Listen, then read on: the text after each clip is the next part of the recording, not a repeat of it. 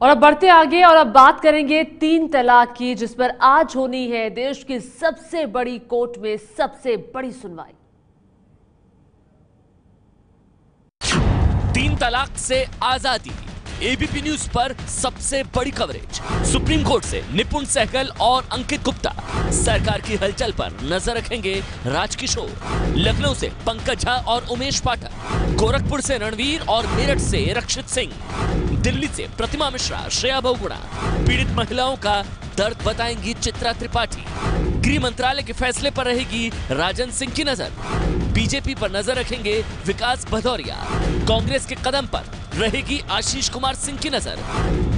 3 तलाक से आजादी, एबीपी न्यूज पर सबसे बड़ी कवरेज।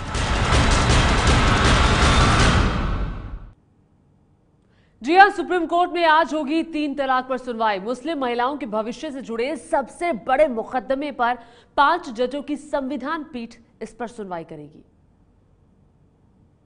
2 बच्चों के बाद उन्होंने लगातार मेरे साथ एबॉर्शन करवाए और जिसके कारण मेरी तबीयत बहुत ज़्यादा ख़राब हो गई। उन्होंने मेरा कोई भी ट्रीटमेंट नहीं करवाया। उठना बैठना मेरा एकदम ख़त्म हो गया है, तो उन्होंने मुरादाबाद रेलवे स्टेशन पे मुझे छोड़ दिया। रजिस्ट्री से उन्होंने तलाकनामा 10 अक्टूबर 2015 को तलाकनामा भेजा था उन्होंने।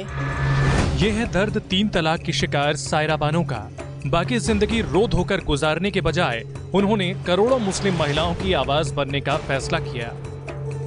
जीवन नर्क हो जाता है, उनके बच्चे अलग हो जाते हैं, उनका पूरा वैवाहिक जीवन नष्ट हो जाता है और पुरुष समाज जो है उस पर इतना अत्याचार करता है, उसके लिए कोई भी कानून नहीं है। आज सायरा बानो समेत मुस्लिम महिलाओं के हक में आवाज उठ रही है।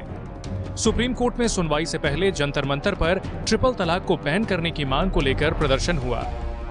हम इतना कष्ट उठा के बंगाल से यहाँ तक पहुँचे कि हमारी आवाज और लोगों तक पहुँचे कि हम भी चाहते हैं फ्रॉम द कम्युनिटी कि ट्रिपल तलाक बंद हो, निकाह हलाला बंद हो, पॉलीगैमी अनकॉन्स्टिट्यूशनल घोषित किया जाए। सायरा बानो हो, प्रदर्शन करने वाले हों या 3 तलाक का समर्थन करने वाले, सभी की निगाहें आज सुप्रीम कोर्ट पर लगी हैं। आज से इस मामले की सुप्रीम कोर्ट में रोज सुनवाई होगी। दिलचस्प यह है कि इस बेंच में अलग अलग धर्मों से जुड़े जजों को रखा गया है, जैसे सिख, ईसाई, पारसी, हिंदू और मुस्लिम जज इस संविधान पीठ का हिस्सा हैं। ये सुनवाई पर्सनल लॉ के 3 प्रावधानों पर होनी है। तलाक़े बिद्दत यानी 3 तलाक, निकाह हलाला और मर्दों को 4 शादी की इजाजत। इसमें से बड़ा मामला है तलाक़े बिद्दत यानी 3 तलाक का। मुस्लिम पर्सनल लॉ बोर्ड के मुताबिक मर्दों को 3 बार तलाक बोलकर शादी तोड़ने का अधिकार है। हालांकि कई मुस्लिम जानकार इससे इत्तेफाक नहीं रखते। ये अधिकार कुरान ने नहीं दिया आदमी को, लेकिन परिभाषित इसको इस तरीके से नहीं, ना परिभाषित किया गया है, ना परिभाषित भी नहीं किया गया। मेरे पास ये किताब है पर्सनल लॉ बोर्ड वालों की, वो भी इसको कहते हैं तलाक़े बिदत। बिदत उस चीज को कहते हैं जो चीज ना तो कुरान में हो और ना प्रॉफिट साहब की सुन्नत में हो।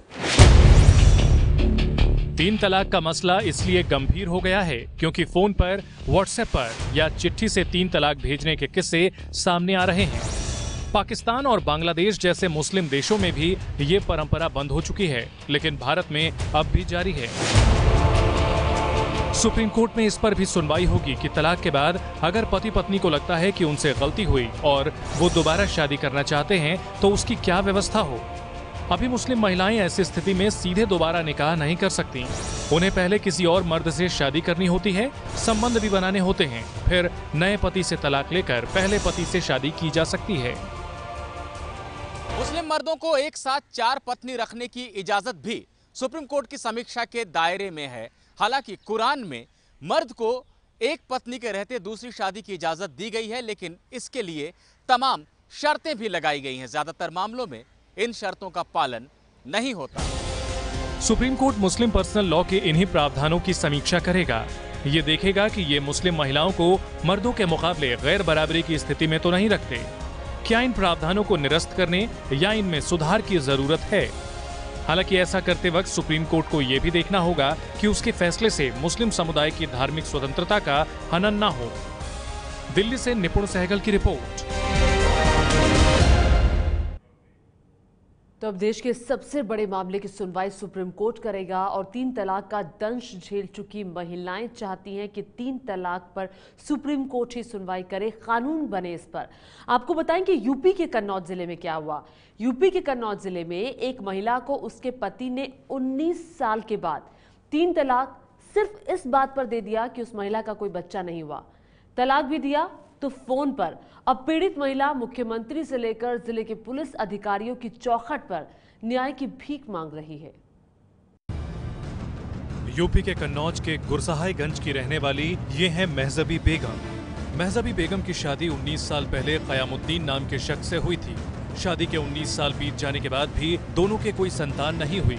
महजबी के सास ससुर उसे बांझ कहकर ताना मारते थे, वहीं पति उससे मारपीट करता था। कुछ समय पहले महजबी के पति के किसी और लड़की से संबंध बन गए और फिर एक दिन उसने महजबी को फोन कर 3 तलाक बोल दिया। बाप है नहीं घर पे, अब हम कहाँ जाएं? हम तो रहना चाहते ससुराल में, 20 साल हो गए। अगर ऐसे तलाक दिया जाए तो सबकी लड़कियां 20 साल बाद छोड़ दी जाएं।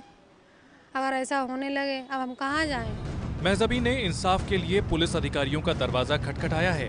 पुलिस अधिकारियों ने महजबी की शिकायत तो दर्ज कर ली है, लेकिन उससे ज्यादा कुछ नहीं हो पाया है। महजबी ने पुलिस से इंसाफ न मिलता देख सीएम योगी के जनता दरबार में भी गुहार लगाई है। मुख्यमंत्री से मिले थे, वहाँ लखनऊ गए थे आज से 8-10 दिन पहले।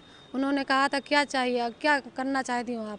हमने कहा सबकी गिरफ्तारी चाहते, इसलिए जब सब लोग गिरफ्तार होंगे तो वो हमें बुलाएंगे। प्राथमिक उद्देश्य जो कानून के नियमानुसार संगत है, उसमें पहले काउंसलिंग होती है। अगर काउंसलिंग फेल होती है, मीडिएशन फेल होता है, तो उसके बाद फिर उस पर जो अपेक्षित कार्रवाई है वो की जाती है। महजबी जैसी सैकड़ों मुस्लिम महिलाओं को अब सुप्रीम कोर्ट के फैसले का इंतजार है। देखना है कि सुप्रीम कोर्ट 3 तलाक से पीड़ित महिलाओं को क्या राहत देता है। ये है एबीपी न्यूज़, आपको रखे आगे।